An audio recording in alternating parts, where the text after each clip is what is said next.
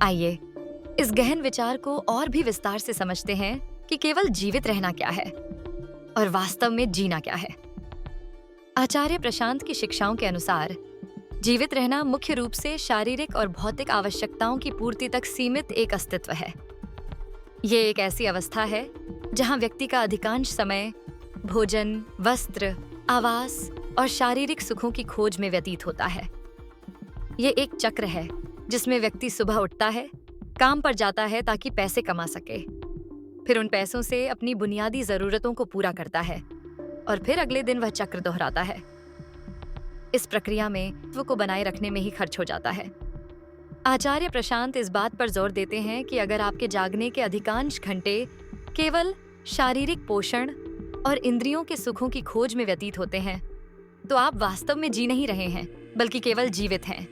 आइए इसे समय के संदर्भ में समझें। एक औसत व्यक्ति दिन के लगभग 8-10 घंटे सोने और शरीर की देखभाल, जैसे नहाना, खाना, तैयार होना में बिताता है। दिन में 24 घंटे होते हैं, इसलिए हमारे पास लगभग 14-16 घंटे बचते हैं।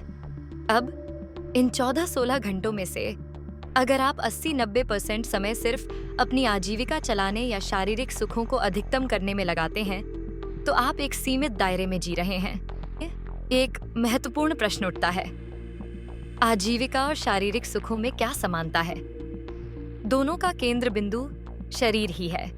आप काम इसलिए करते हैं ताकि आप अपने शरीर का भरण पोषण कर सकें, उसे भोजन, वस्त्र और आश्रय प्रदान कर सकें। शारीरिक सुखों का उद्देश्य भी शरीर को आनंदित करना है, चाहे वो स्वादिष्ट भोजन हो, आरामदायक कपड़े हों या अन्य इंद्रिय सुख हों। इसलिए अगर आपका पूरा जीवन केवल शरीर की जरूरतों और इच्छाओं के इर्द गिर्द घूमता है, तो आप एक ऐसे चक्र में फंसे हुए हैं जो आपको वास्तविक जीवन के अनुभव से वंचित रखता है। एक साधारण उदाहरण लेते हैं। मान लीजिए कि आप किसी व्यक्ति से पूछते हैं कि वो इतनी कड़ी मेहनत क्यों करता है। क्या उसे अपने काम में कोई आनंद मिलता है? क्या वो किसी उच्च उद्देश्य या मिशन के लिए काम कर रहा है? क्या वो अपने भीतर या दुनिया में कोई सकारात्मक बदलाव लाना चाहता है? और अगर उसका उत्तर नकारात्मक है, अगर वो केवल ये कहता है कि वो इसलिए काम करता है ताकि वो अपना और अपने परिवार का पेट पाल सके, अपनी बुनियादी जरूरतों को पूरा कर सके और कुछ अतिरिक्त इच्छाओं को भी पूरा कर सके, तो ये केवल जीवित रहना है, जीना नहीं। ये है जहां व्यक्ति का अधिकांश प्रयास केवल अपनी शारीरिक आवश्यकताओं, जैसे पेट, शरीर, कपड़े और आवास की देखभाल में जाता है, और जो थोड़ा बहुत अतिरिक्त पैसा कमाया जाता है वो भी ज्यादातर अपनी इच्छाओं और सुखों की पूर्ति में खर्च हो जाता है। तथा चक्र है जिसमें व्यक्ति लगातार काम करता है ताकि वो अपनी जरूरतों को पूरा कर सके और अपनी इच्छाओं को संतुष्ट कर सके, लेकिन इस प्रक्रिया में वो जीवन के गहरे अर्थ और उद्देश्य को खो देता है। कल्पना कीजिए कि एक व्यक्ति हर महीने एक निश्चित राशि कमाता है। उस राशि का एक बड़ा हिस्सा उसके निश्चित खर्चों में चला जाता है, जैसे किराया, भोजन, बिल आदि। शेष राशि में से वो कुछ हिस्सा अपनी व्यक्तिगत इच्छाओं को पूरा करने में खर्च करता है, जैसे नई चीजें खरीदना या मनोरंजन करना, और शायद थोड़ा सा भविष्य के लिए बचत करता है। अन्य परिदृश्य है, लेकिन आचार्य प्रशांत के अनुसार ये केवल जीवित रहना है, वास्तविक जीवन नहीं। ये एक ऐसी स्थिति है जहां व्यक्ति का जीवन केवल भौतिक और शारीरिक जरूरतों के इर्द गिर्द घूमता है और वो जीवन के गहरे अर्थ और उद्देश्य को नहीं समझ पाता।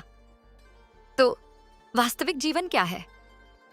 आचार्य प्रशांत के अनुसार वास्तविक जीवन तब शुरू होता है जब शरीर या भौतिकता स्वयं में अंत नहीं रह जाती, बल्कि एक उच्च उद्देश्य को प्राप्त करने का एक साधन बन जाती है। शरीर को खिलाने के लिए जीना वैसा ही है जैसे केवल पेट्रोल भरवाने के लिए कार खरीदना। कार का उद्देश्य सिर्फ पेट्रोल स्टेशन तक जाना और वापस आना नहीं है, बल्कि आपको विभिन्न स्थानों पर ले जाना है, नए अनुभव प्रदान करना है और आपके जीवन को समृद्ध बनाना है। इसी तरह शरीर का उद्देश्य सिर्फ जीवित रहना नहीं है, बल्कि जीवन के गहरे अर्थ और उद्देश्य को खोजना और अनुभव करना है।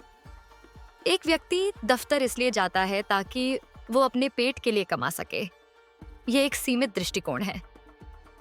वास्तविक जीवन तब होता है जब व्यक्ति अपने काम में एक उद्देश्य खोजता है, जब वो अपने काम के माध्यम से दुनिया में कुछ सकारात्मक योगदान देता है। या जब वो अपने काम के माध्यम से व्यक्तिगत विकास और आत्म साक्षात्कार की ओर बढ़ता है।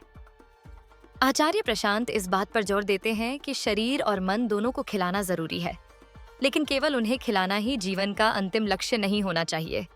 मन, जो शारीरिक पेट से कहीं ज्यादा भूखा होता है, लगातार नई इच्छाओं और लालसाओं की मांग करता रहता है। अगर हम केवल मन की मांगों को पूरा करने में लगे रहते हैं, तो हम एक अंतहीन चक्र में फंस जाते हैं, जहां कभी तृप्ति नहीं होती। इसलिए शरीर और मन का क्या फायदा अगर पूरा जीवन सिर्फ इनकी सेवा में ही बिताना है? आचार्य प्रशांत एक उदाहरण देते हैं। मान लीजिए कि आपने 10 साल पहले एक कार खरीदी थी और वो कार आपको कभी कहीं और नहीं ले गई सिवाय पेट्रोल पंप के।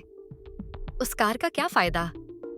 इसी तरह अगर हमारा जीवन केवल शरीर और मन की जरूरतों को पूरा करने में ही बीत जाता है, तो हमारे जीवन का क्या फायदा? दुनिया में इतनी सारी अद्भुत चीजें हैं, इतने सारे अनुभव हैं जो हमारा इंतजार कर रहे हैं, लेकिन अगर हम केवल अपनी शारीरिक और मानसिक जरूरतों में ही उलझे रहते हैं, तो हम उन अनुभवों से वंचित रह जाते हैं और हम उस कार के गुलाम बन जाते हैं, न कि उसके मालिक।